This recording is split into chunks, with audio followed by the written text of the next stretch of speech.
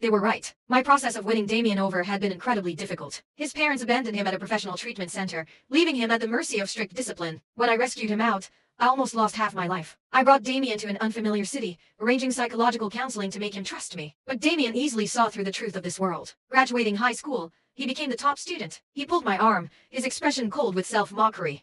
"You're doing all this for me because you want to win me over, right?" I choked up and said, "I like you. That's my purpose." He snorted, not believing. I rested my head on his chest, muttering softly, "Damien, don't dwell on all those trivial things. I truly like you. Please don't question me like this anymore.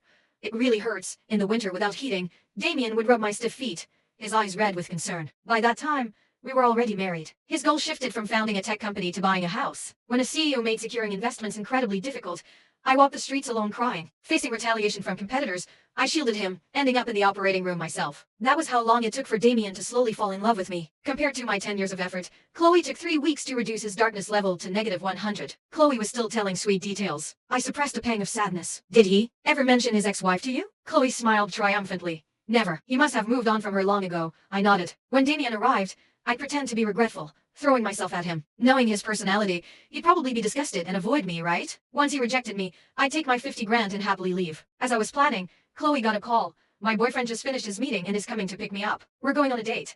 So let's talk about the house tomorrow." I forced a smile.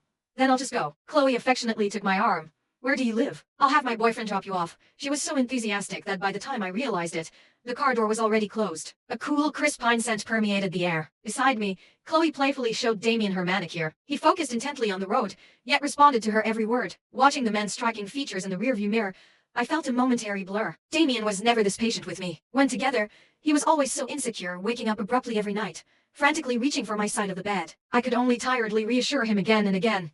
"I won't leave you alone. I love you.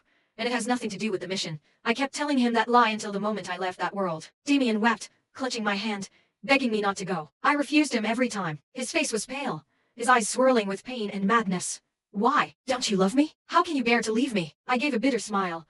"I have my own love in the real world." Catching my gaze, Damien frowned and slowly lifted his eyes. Our eyes met. The car lurched forward violently, a sudden brake. I wasn't prepared and hit my forehead hard against the window, leaving a red mark. "Sorry." Damien's voice sounded somewhat hoarse. "We're at your place." I said and thanked him. Getting out, he kept his eyes down, never looking back at me. The car's tail disappeared in an instant. At the entrance of the bustling neighborhood, I slowly crouched down, hugging myself. Who knows how much more time passed? The familiar luxury car silently and forcefully pulled up in front of me. The car window slowly rolled down, revealing the sharply defined profile of a man. Damien just calmly looked at me. "Get in."